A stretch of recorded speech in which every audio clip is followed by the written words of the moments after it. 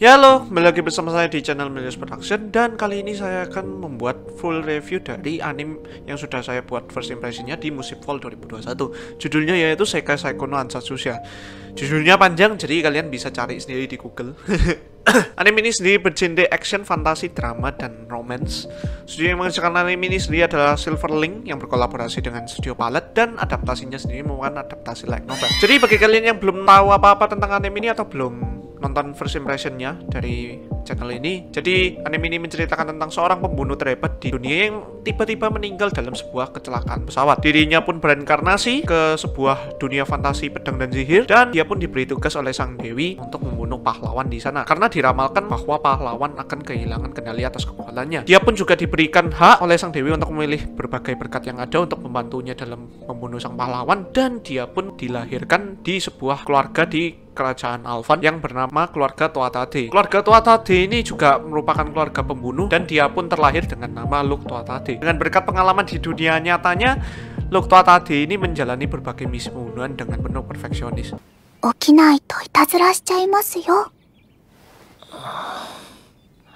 Oke, jadi itu kira-kira garis besar cerita dari anime ini.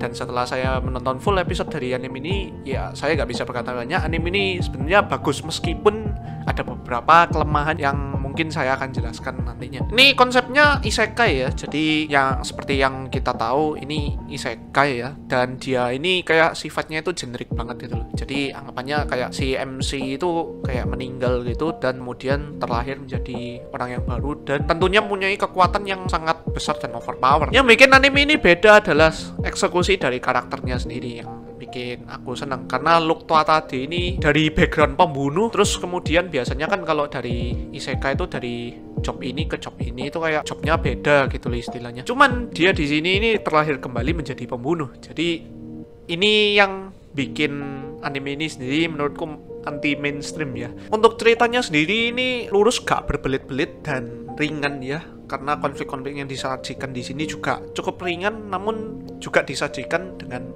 cukup seru. Jadi ya ini autornya sama-sama kayak yang Kaifuku Jutsushi itu ya. Jadi ya good job lah kali ini ya. Kalau dibilang anime ini punya kelebihan lain juga terletak di grafisnya. Grafisnya ini biasanya kalau dari Silverlink itu kayak animasi fightingnya itu cukup kaku ya. Namun kali ini Silverlink berkolaborasi dengan Studio Palette ini merupakan kombinasi yang bagus menurutku, karena grafis yang disajikan dari anime ini bukan kaleng-kaleng, meskipun dia ini kayak tujuannya cuma promosi light novel doang, tapi gila banget grafisnya itu bisa bagus gitu, hampir menyaingi kayak anime-anime baru kayak tahun 2021 gitu, cuman gak sebagus Kimetsu no Yaiba dan ya pokoknya yang studio top-top lainnya, tapi menurutku sudah setara Cloverworks. Untuk animasi karakter dan desainnya ya masih stabil ya, jelas ya, karena grafisnya ini bukan main-main juga. Terus animasi fightingnya ini juga menurutku ini cukup memanjakan mata, terus detail-detail yang disajikan dalam anime ini juga cukup bagus. Jadi jangan ragu untuk nonton anime ini kalau kalian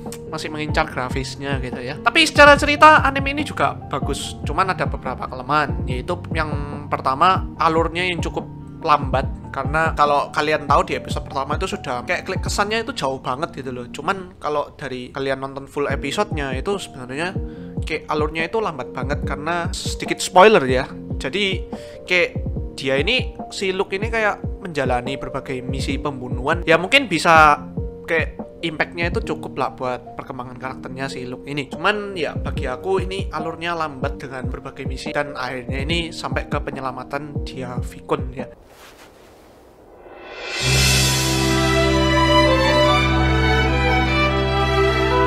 Itu menurutku lambat banget. Lebih bagus lagi kalau misalnya dari episode pertama itu dia tayang sebanyak 46 menit gitu. Selama 46 menit mungkin cerita yang terangkum itu bisa lebih banyak gitu. Dengar-dengar juga ini cuma ngadaptasi satu volume light novel, makanya ini kayak kerasa lama banget ya. Ya, tapi seru sih sebenarnya. Kayak meskipun alurnya itu lama, tapi kayak kita tuh gak pernah bosen gitu loh kayak tiap episodenya gitu, karena ada ya berbagai konflik yang cukup dramatis ya.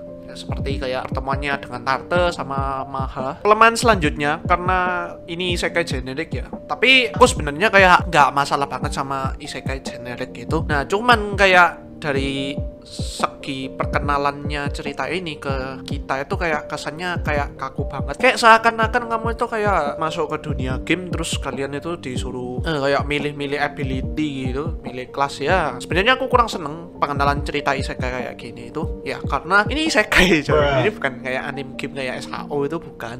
Tapi ini fantasi. Jadi ini agak sayang banget. Tapi secara cerita ini masih bagus sih. Pokoknya dari cerita dan grafis sebenarnya ya bagus lah loh. Anime tahun 2021. Oke, kita langsung aja lanjut ke karakternya. Di sini kita punya 4 main karakter yaitu Look Tuatade, Diavikun, Maha, sama Tarte. Untuk Look Tuatade ini digambarkan sebagai karakter yang cool-cool gimana gitu ya. Dan dia ini orangnya cukup perfeksionis dan bisa dibilang cukup romantik lah. Suaranya diisi oleh Akabane Kenji yang sebelumnya sudah main di Idol Master yang mungkin kalian tahu sebagai produsernya. Terus dia main juga di Angel Beats Another Epilogue, yaitu episode spesialnya Angel Beats sebagai Danshi ya kalau nggak salah. Terus kita selanjutnya ke Diavikun ya. Diavikun di sini digambarkan sebagai karakter wanita yang onesan-onesan gitu. Terus dia juga sweet gitu, manis-manis gimana gitu. Dan dia juga cute-cute gimana gitu.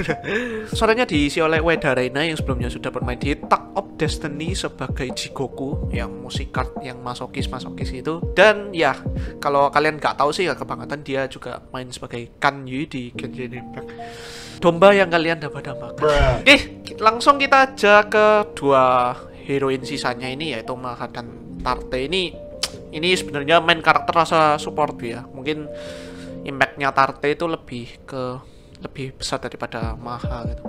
Oke, untuk pengkarakterisasiannya dua karakter ini kira-kira sama sih ya. Kayak mereka tuh punya masa lalu yang kelam ya. Terus diselamatin sama Look Tuatade ini dan akhirnya mereka ini menjadi loyal lah sama Look Tuatade ini. Untuk Tarte suaranya diisi oleh Yuki Takada yang sebelumnya sudah bermain di Busou Shoujo Machiavellianism sebagai main heroine atau main karakter lah ya istilahnya Onigawa Rin. Dan untuk Maha ini suaranya diisi oleh Shimoji Shino yang sebelumnya sudah bermain di Selection Project. Kalau kalian tahu ya, aku soalnya gak nonton Selection Project sebagai Toma Mika ya kalau gak salah ya. Aku gak tahu sih masalah Selection Project ini, soalnya aku gak nonton juga.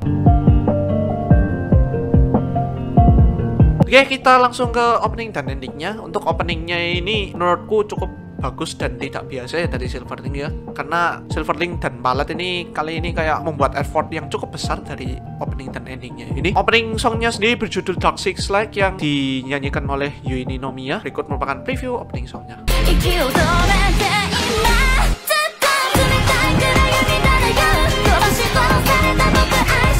Oke, jadi itu merupakan opening song dari Sekai Saiko no Ansatsusha ini. Dan untuk ending songnya ini lebih mendeskripsikan Diavikun ya menurutku ya, karena kayak dari endingnya itu kayak ilustrasinya tentang dia terus gitu. Karena ceritanya dia dan Look ini kan setelah kayak latihan sihir gitu mereka itu terpisah, dan Look ini kayak janjinya itu kayak datangnya itu tiap bulan ya kalau nggak salah ya.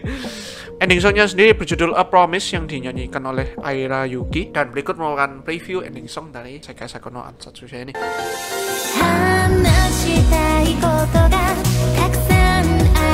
Oke, jadi itu opening dan endingnya. Untuk soundnya ya untuk mendukung beberapa adegan action sih sudah bagus sih ya sebenarnya, dan untuk mendukung beberapa adegan drama cukup. Oke, jadi itu review Sekai Saiko no Ansatsusha versi Milios Production. Menurutku anime ini worth untuk kalian ikuti di tahun 2021 ini. Dan apakah anime ini layak mendapatkan season 2? Dari pendapatku sendiri jelas iya ya, karena dari alurnya yang lambat itu sebenarnya aku kayak pengen menggali ceritanya lebih lagi. Jadi kayak aku itu sangat menunggu kelanjutan dari anime ini. Tapi melihat prospek dari anime ini sendiri, chance-nya sangat besar. Oke, sekian video review Sekai Saiko no Ansatsusha hari ini. Jangan lupa subscribe dan like dan share-nya, dan jangan lupa nyalain notification button-nya dan mengetahui update terbaru dari Milios Production. See you guys, bye bye.